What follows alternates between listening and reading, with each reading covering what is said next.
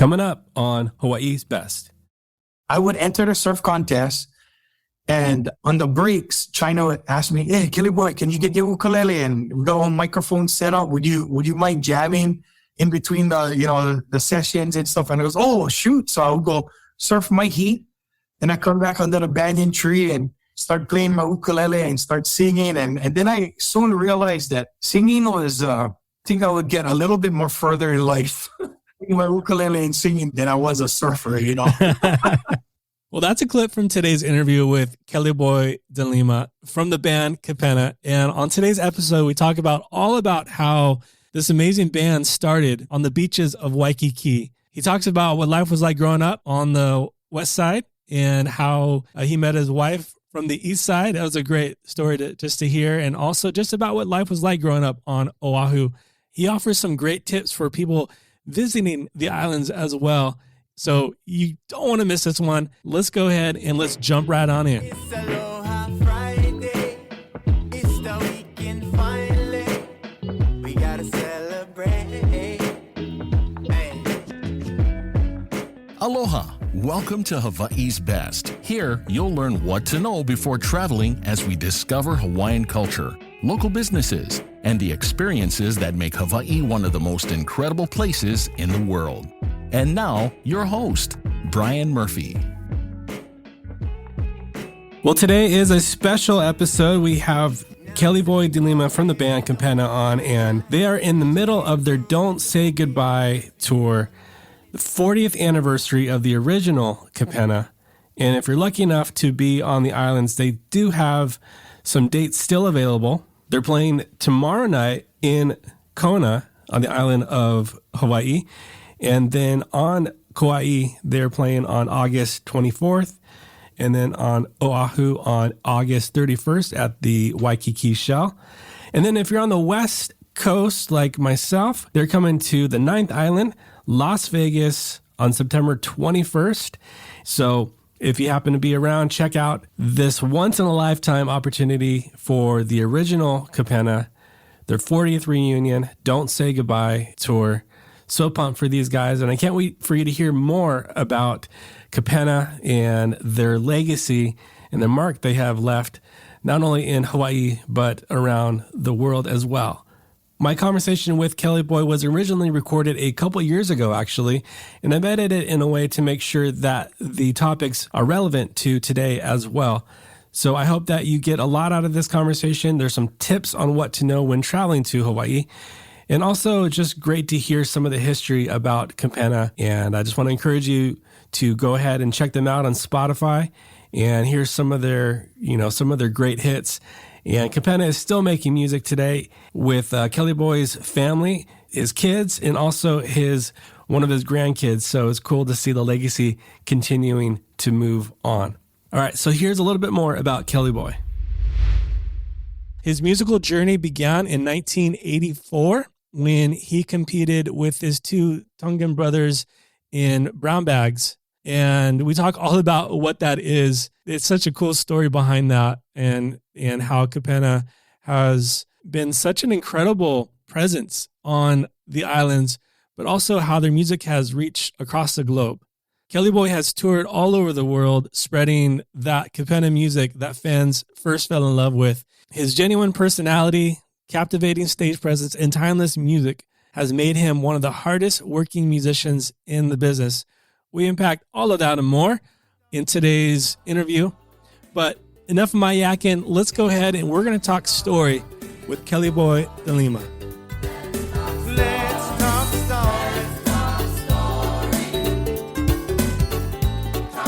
story. Kelly Boy, I just want to say thank you so much for coming on Hawaii's Best today. How are you doing? Oh, I'm doing great, Brian. Thank you. And yes, things are beautiful today in Hawaii. We got a little bit rain over here on the Kaneohe side, but it's in the 80s and, all is well. That's amazing. Have you always lived on the east side? I'm originally from Waianae, Makaha. Those beautiful beaches out there in Makaha. I grew up out there surfing at Makaha Surfing Beach. And there's a place that we call Cabanas or Turtle Beach. We used to body surf there. And so I grew up all along along that coast on the west side. My dad's family are all from there. Had a great time growing up on the west side. It's beautiful, and we used to camp down there from like. There's a beach called Pray for Sex. There's Makua, and there's just all these different beautiful areas. There's Yokohama down all the way towards the end as you go into Kaena Point. And as kids, we would go all the way around Kaena Point on my dad's old Datsun truck. We would wind up on the opposite side on Mokuleia and Haleiwa on the North Shore. So it was a great time out there in Makaha and Waianae growing up. And then I met my wife in my 19, 20 years old, and we got married. And she's from Waimanalo now. She's from the east side, over the Kohala. So The Capulets and the Montagues. right. East meets west, And she said, I'm not moving that far away from my family and Waimanalo. And so we kind of compromised, and I've been here in Kaneohe now for about 30 years now. Okay. Yeah. You explained a little bit what life was like growing up on Hawaii, but maybe a little bit more story about just kind of growing up, running around. Especially for, the visitors and those that come to the islands. Here in Hawaii, surfing is like a culture thing. Music is a culture thing. It's stuff that have been passed down. We've seen our parents and our grandparents, either be fishermen or watermen or, all sorts of, things that we do here in Hawaii. A lot of kids, play sports, baseball, basketball and stuff, but there's most of the local kids, especially you'll find it on the outer islands, Molokai, Maui, the Big Island, the Big Island kids, they grew up picking opihi, which is little, shells of love that grow on the sides of our rocks, and really a delicacy. I mean, you gotta be very experienced, very watchful when you're doing that kind of thing. But, those kind of things. So I grew up just like that, going to around Mokuleia, like I was saying, and in my dad's Datsun truck from Waianae, and we would go to Mokuleia and go right onto the point of Kaena Point, where there's a big lighthouse out there. And we would pick Vana. Vana is like this sea urchin. It's a sea urchin with the, the pricklies. And in the Vana is, it's like a delicacy too. So we would do that as kids. We would go fishing. We would camp down there at Kaena Point in Mokuleia, on the Mokuleia side of a Dillingham field. It's actually where the gliders take off out there on Dillingham. Right. I remember as a kid, growing up out there with my grandpa and grandma, and mom and dad would leave us for the whole 3 months. That's when all schools would get off during summertime, and every school would be off for 3 months. There wasn't no, year-round school or where you go back to school this, after a couple of weeks. No, this was all Hawaii. Was like get off at the same time. And I remember my father-in-law, and my grandfather was pure Portuguese. My grandmother was pure Hawaiian.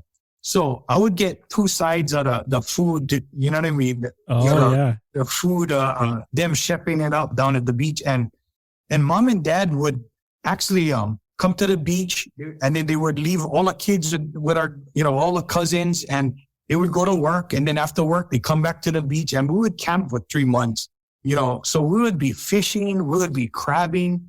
And I remember my dad, them coming, and they would go night diving quite a bit. And I remember them going out one time and night diving, and my dad bringing back this big white eel. I mean, the eel was there, it was about as big as like my leg, huge eel. And I was like, what the heck are we going to do with this, And my grandfather cooked it in this vinegar style, this Portuguese way called Vinha Dois. Okay. And, in Hawaii, we get all these different cultures and flavors and there's a whole fusion. It's just, it's just one big melting pot, Brian. Right.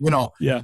And so my grandfather cooked, this was the best. I still can taste. I was a kid, and I still can taste it in my mouth. But that's the kind of stuff that we would do, surfing. Takes you back. Yeah, it takes me back. Surfing and diving and watching my father them go diving and just growing up, that life. And it's great times in Hawaii. And local people, they love to share the culture. They love to I know we have plenty of family that come from the mainland and stuff, and they just want to soak in everything, Yeah. Right. It's that and the other. So it's a good life here. Yeah. Now, what about music? Was that model growing up as well? Like, where did that come from? Well, the whole music thing started in intermediate school. Okay. And it kind of was linked to my surfing. And, I thought I was going to be a pro surfer when I was growing up. I was this skinny little kid that was, after I left Waianae, I moved to the Kaimaki area. And it was in intermediate high school time. And I grew up on Waikiki Beach. I became a Waikiki Beach boy. I would run for all the uncles. Hey, if you needed coffee or you needed one drink, I was your man, Anyway, I gave surf lessons and took people out on a canoe outrigger, in Waikiki Beach. And I lived that life. And that's pretty much how I learned. I had beach boys, friends, kids that were all growing up with me. James Willis, was a dear friend from the Big Island, and another kid that I grew up with, Kunia Godera, who was a grandson of our legendary Gabby Pahinui from the Pahinui family. He was the one that really inspired me and his abilities on that ukulele. But it was during that time running around on the beach, I would take my ukulele, I would give them to one of the beach boys on Waikiki Beach, like Uncle Imai Kalani Young. He had a group called Intangibles here.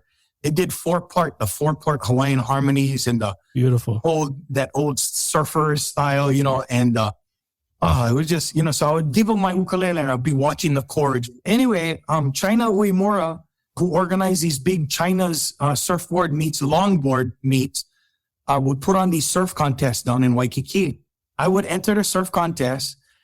And on the breaks, China would ask me, "Hey, Kelly Boy, can you get your ukulele and we got a microphone set up? Would you mind jamming in between the sessions and stuff?" And I goes, "Oh, shoot!" So I would go surf my heat, and I come back under the banyan tree and start playing my ukulele and start singing. And then I soon realized that singing was, I think I would get a little bit more further in life my ukulele and singing than I was a surfer, So about like what year was this around? Oh, that was in the 80s. That was in the 80s.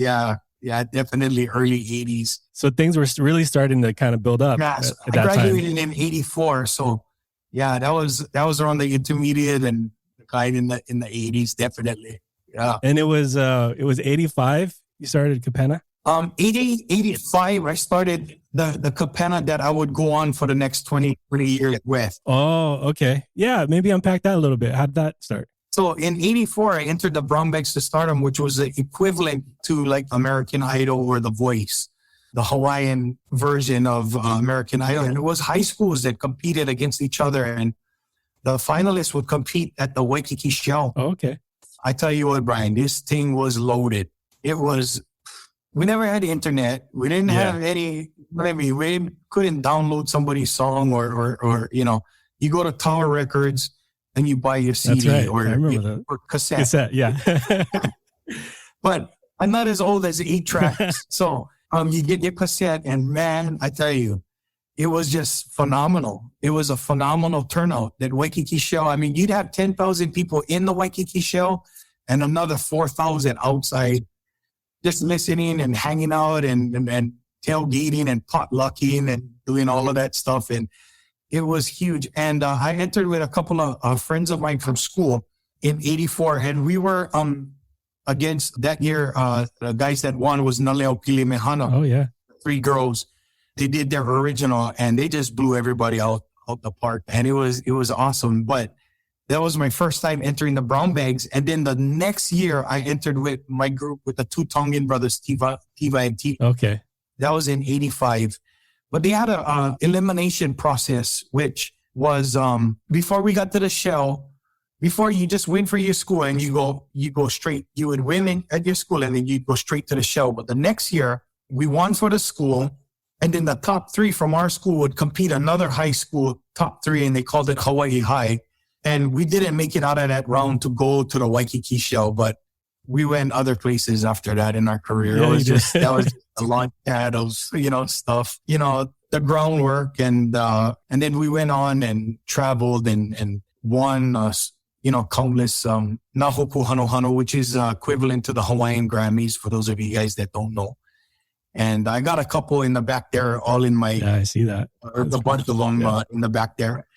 Just the contemporary group of the year, album of the year, and on different, years and stuff. And, it's just been a wonderful journey. The music has been a wonderful, of course, Dan went for about 20 years. So for the past, I would say 10 to 15 years now, I've been performing with my children, which has been another, like another season and another chapter in my life, which has been, I think, the biggest blessing for me. I bet. Like I was telling you earlier, you guys, about culture. Here in Hawaii, culture is really important. It's stuff that, the language is what is passed on. Our language is not something that we just, figured out. Let's, you know what I mean? It's just a cultural thing, just like the music. So my dad taught me, I'm teaching my kids, and now my grandkids are performing too with us. It's just the circle of life, and to Hawaiians, that's very important. It's our culture. Like, so the music, surfing, everything to do that is to do with ohana. And I guess the ohana is, the family unit is the biggest, bond here in the islands, as you well know. So yeah, the kids are carrying on, they're carrying on the legacy. And, the beautiful thing is I get to sit back and still breathing, and I'm alive, and I'm enjoying every moment of this. That's incredible. You hit it on the head. As you were talking, the word, this legacy, just kept popping into my head. And it just must be super cool seeing, your family carrying this on and seeing some of the fruits, right, out of these, how many years, Yeah. That's incredible. It is. It's one thing to pick up the ukulele, any instrument, and like, hey, I think I have this talent I've been getting. I should, refine it and press into it. Mm-hmm. But then on the other side, there's this whole songwriting journey. And maybe talk a little bit about that. When did you discover, or what was the songwriting process like for you, or what is it like for you currently? Well, I'll talk about a song that I wrote. It's called Kalena Ku. I wrote this for my daughter. I kind of shot myself in the foot writing this one, because now the other two kids are like, wow, Dad, where's our song? Gee, thanks, Dad. We know his favorite. Thanks a lot, Dad. I only know who the favorite is. But it just, what? This, a lot of people think that you just sit down at a table and you just start writing. And normally that's what it is. It's about experiences, and it's about, things that you've been through life. And basically music is like, I'm sure I can answer for everybody. It's like the soundtrack of our life, right? Yeah. You can remember when, I remember when Rock the Boat, Don't Rock the Boat, Baby. That was in the 70s. I was in Waianae, you know what I mean? And, that's the kind of songs that come up, and it's like, boom, you're right back to exactly time. It's like, I remember that. I remember where I was walking and where I was. And anyway, so it was like that. But in this song in particular, that's the process of songwriting, I presume. But in this time particular, I was dreaming, and I dreamt the melody, and I woke up from my sleep, and I came to the table over here that I'm sitting on, same living room. I've been here for, Kalena was 3 months old when we moved into this house. She's 28 now. She was 9 months old when I wrote the song Kalena Ku. So it was right here. Came to this table, and I started writing the lyrics. And it just came, the melody, everything just coming, funny faces as you try, and it's like, yeah. And that was like a very unique process, I guess, of the songwriting for me with that one. And that thing became, honest to God, Brian. Yeah. We just did a baby party. In Hawaii, we celebrate baby parties for Oh, yeah. years. Baby luau's are very, very it's important. a thing. Yeah, it's a thing. It's a huge thing. Everybody has a baby luau, and it's because of, another cultural thing. If the kids in old Hawaii would make it for a year, it was a celebration, because anyway, I won't get, Sure, yeah. You can fill in the blank, yeah. Anyway, so the baby luau's are very important to local people. So I want to say maybe a year or two ago, I wrote this song 28 years ago, guys. So they hired us to come and play for their baby luau, and the baby's name was Kalena Ku. You know what I mean? And there's so many Kalenas named after, the song, after all of these years. And I'm like, what a timeless thing, songwriting is. It's like, I wrote that song 28 years ago, and people still naming their kids Kalena, and they want to, you know what I mean? They want to, hire you so that they can play for their brand new babies, birthday party, Kalena, and it blows me away how much an effect music has on our lives and everybody's life in general.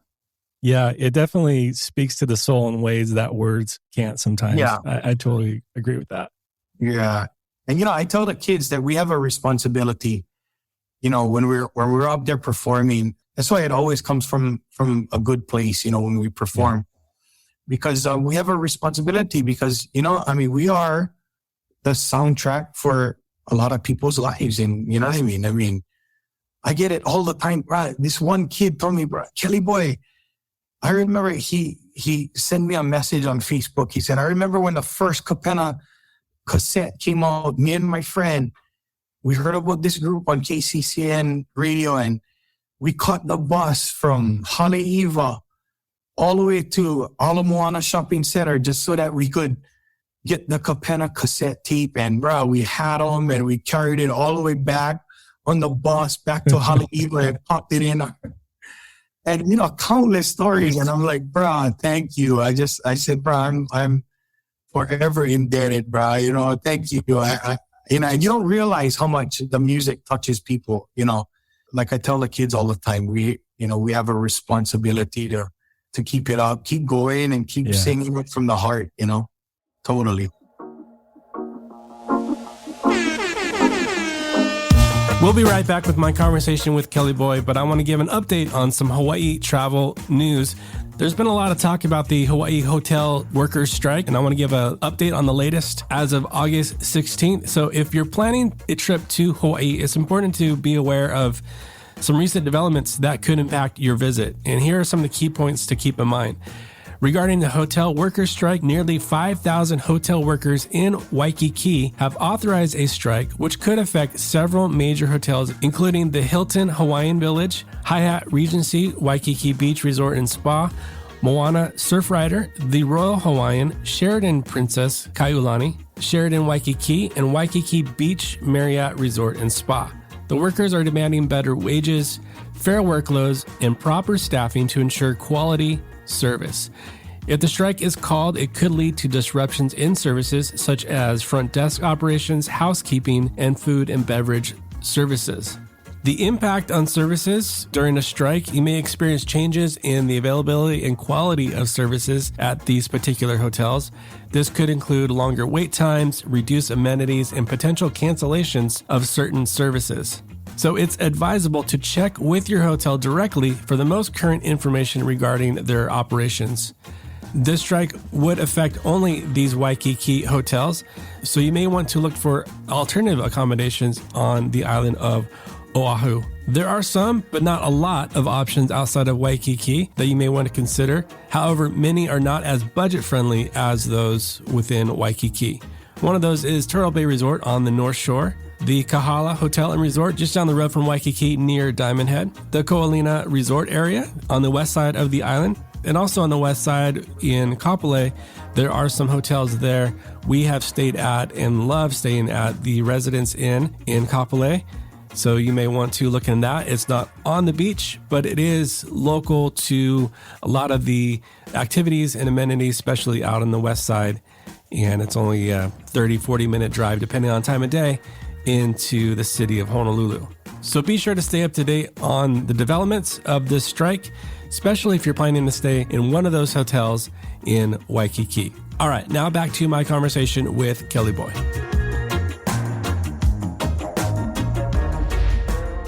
Now playing with the kids, maybe going back even a little further, what was that transition like, doing the family band? It was like a change of duty. It's like things kind of fell into place.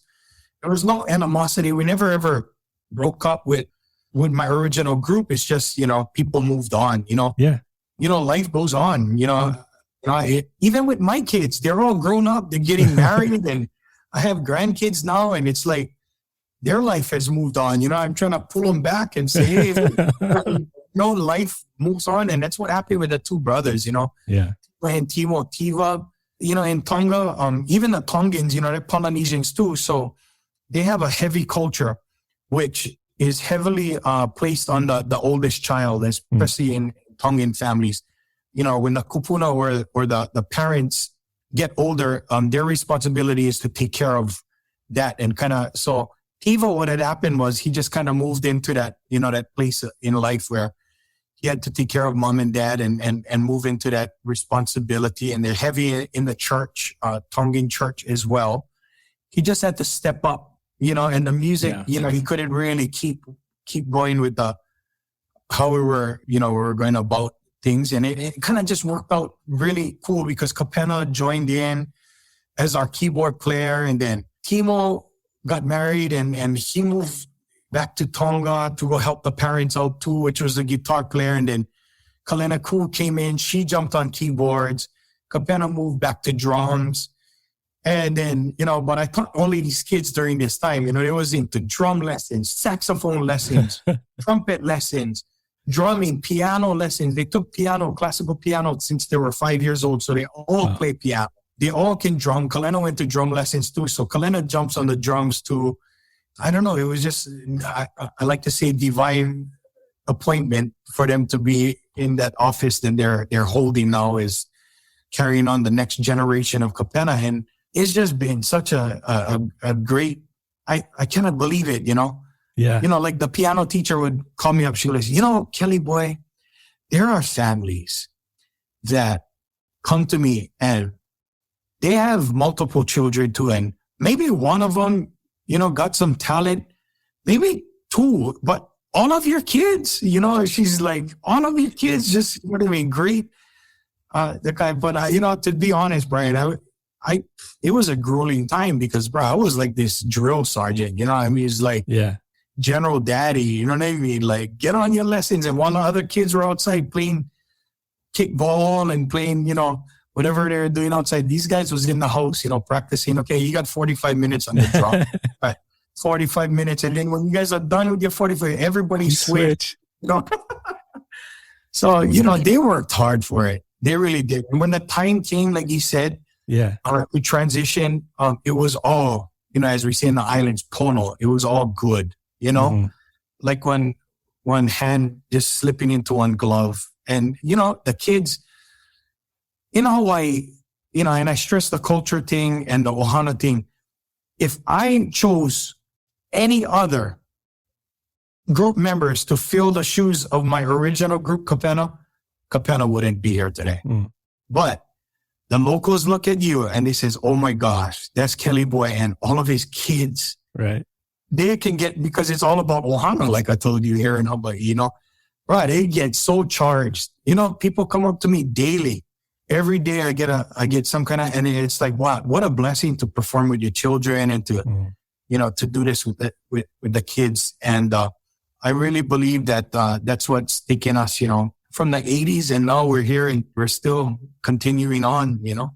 Because each one of them in their own right is an amazing and accomplished musician. Totally. Yeah. Obviously, these huge shoes of, you know, Kapena. Right. But, to fill, you know, to fill, right? But they're amazing musicians in their own. I mean, they work. You can definitely tell they earned it. They sure did. And, you know, they worked really hard for it. And they might be scarred a little bit because of scars are okay. But they're okay. They're good. They're good standing citizens in the community. So you perform about, was it like 6 nights a week? Most of the time, 7. Oh, 7. Okay. Wow. The Sundays, normally we take off, you know, for church and stuff. But if you get, we're also praise and worship, you know, leaders in our church. So we have that responsibility too. It's not really a responsibility. It is a joy, you know, to get into church and to do that. But, it's one of our other jobs is to do that. But, you know, my father-in-law is a pastor. I married a pastor's daughter, and my father-in-law always used to say, you know something, if you're working and you have work, it's a blessing. And if you get work, especially as an entertainer, please go do your job. God wants to bless you, you know? And so we wouldn't shy away from, you know, oh no, we don't work on, we're Christian, we don't work on Sundays. And my father-in-law would encourage it. And he says, you got a job, it's a blessing, recognize it, you know what I mean? That'll preach. So, some of the times, you know, we would a lot of times we get gigs on a Sunday in the evening. But yeah, so we work in Waikiki. To answer your question, Mondays we're at the Halekulani Hotel. Tuesdays we're at the Royal Hawaiian Hotel. Wednesdays I'm at I do a solo thing, but all of my kids, remember now, during the week they all do solo. So Kapena plays the grand piano at the Moana on Wednesdays. I do a solo at the Surf Jack. Kalena does a solo piano gig at Mangiamo, some Italian restaurant. And then Thursdays, the Royal, I think Thursdays, the Moana. Beach? Okay. Yeah, the beach bar. Yeah. At the Moana. So that was our steadies. We're doing the Sheraton Waikiki on Fridays, but then they changed the times on that. So about maybe a year or two now, we've been out of that one on Fridays, but we get casuals, like baby parties or a wedding or something on a Friday, or even we perform at the different restaurants or clubs. Yeah. Different venues. And then we do just this huge bunch of like from baby parties to weddings to fifth birthday parties, anniversary parties. So from the humble environment of your living room into playing at the Shell, I'm just super curious, playing across the world and even in Waikiki, is there like one experience, one performance that you go back to and you're like, that was that one night that was just magical? Is there one performance, or is there like a season or multiple performances that just kind of flood your mind?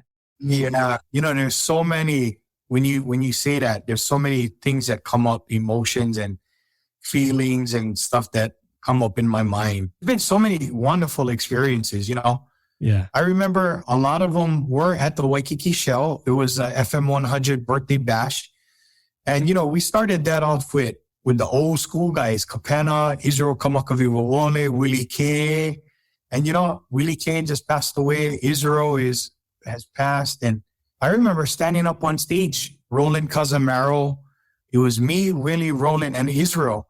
We're on the stage. And I had this old sketchy little video that I still have of the four of us up there on stage at the Waikiki Shell. Those are high points, definitely. Yeah. And look, all three of them have gone on home and they're all jamming in heaven now.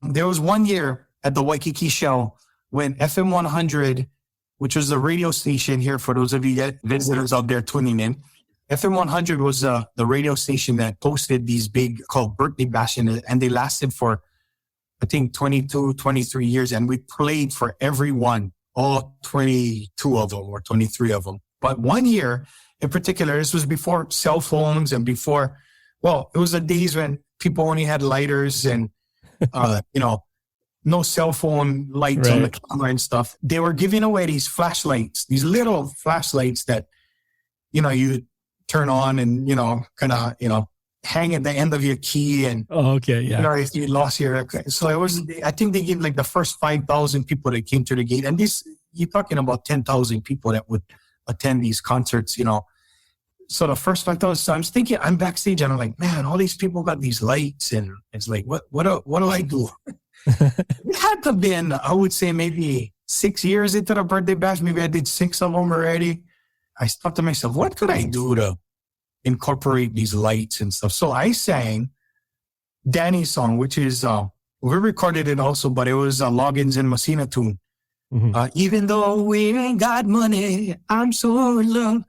And, everybody knows that song, right? So I started off this thing, and when we came to the chorus, even though we ain't got money, I yelled on the mic for the technician to shut down the whole house, the lights. And Brian, dude, these guys was flashing there. I said, turn on the lights. And the whole Waikiki Shell was lit. Oh, man. And you know what? Long story short, after that, every year we had to do Danny's song. And, and then it evolved from those lights to lighters. And then it evolved to cell phones, going right. crazy. And that was one of many, just so many. 35 years I've been, doing this, and it's been a wonderful journey, to say the least. That's incredible. Yeah. All those years, and you've seen Waikiki transform and re-evolve, and you've seen many people, come and go. Yeah. If someone's coming to the islands, maybe for the first time or year after year visiting, what would be something that you would want them to know coming to the islands, just kind of being prepared? To come wanting to learn something about the islands and our culture, because it's very rich. Our culture is very rich. You have it right there in Waikiki. Surfing is something that I always suggest, because it's, what I mean? The Lukahana Moku and or Kupuna, that was their life, what I mean? Surfing in the Waikiki beach life. And then, especially going around the island and getting the experiences of everything culturally. Iolani Palace is a good one, Yeah. to learn about, history and, our queen, Liliu Kalani. And, it's just a lot of rich heritage. So dive into it, even like the Arizona Memorial, that is a lot of history too. My father-in-law, who just passed away last year, I would sit with him. I'm married to his daughter for 32 years. So I knew him from my 20s, and he was a little boy when Pearl Harbor happened, and he actually waved at the planes going over. He lived where the Honolulu airport is. And a little fun fact for you guys that not too many people know, but that area was called Damien Track. And it was track homes and it was right where the Honolulu International or Daniel K. Inouye Airport, I stand corrected now, is.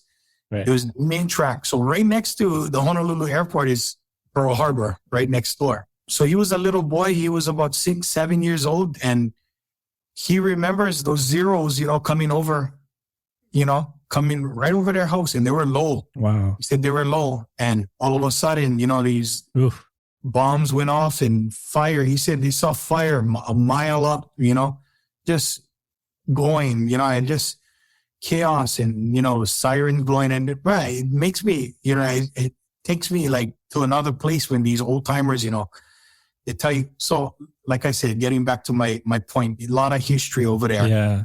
And, it even has a deeper respect for me when you hear it from the mouth of somebody that experienced it, like my father-in-law, Wow. That kind of stuff. And go around and enjoy Matsumoto's in Haleiwa. And just, what is unreal about Hawaii, and I like people to know, especially visitors, is the food.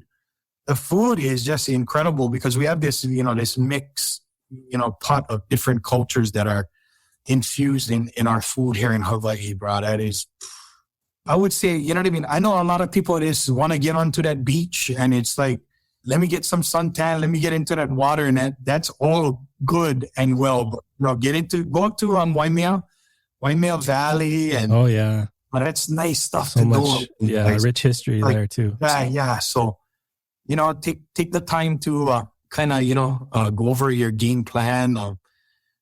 Even as locals, we like to go to believe it or not, the Polynesian Cultural Center too. Okay, yeah. I love to spend the day. Sometimes we go, maybe we want to go for a year and then we go visit all the villages. And then you get that real quick injection of what, what all the different Polynesian islands are, and how they're our brothers and sisters and how we are all kind of connected, so. That perspective. Good stuff, Yeah. good stuff. And stop by one of those stands on the side of the road that sells ice cold coconuts or pineapples and stuff. Get some.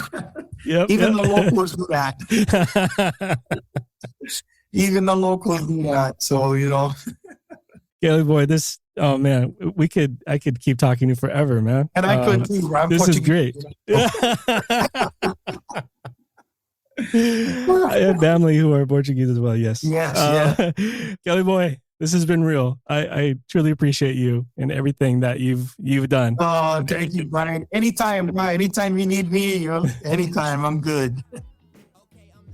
Well, a big mahalo to Kelly Boy for his time and coming on today. My biggest key takeaway was not only is Kapena an amazing band, you can tell that they're so genuine. The heart behind Kapena is so real. The perspective, and no matter what we go through, we always have music, and to always do our best to look on the bright side of things. And I just love that outlook that Kelly Boy and his whole family just portray. Well, I just want to say thank you so much for joining me today. If you enjoyed this conversation with Kelly Boy, I would just love to hear your feedback too. Drop a rating and review on Apple Podcasts. And I just totally appreciate that. But until next time, be well. Aloha. Mahalo for listening to this episode of Hawaii's Best. To stay up to date on future episodes, please subscribe and visit us at hawaiisbesttravel.com. It's a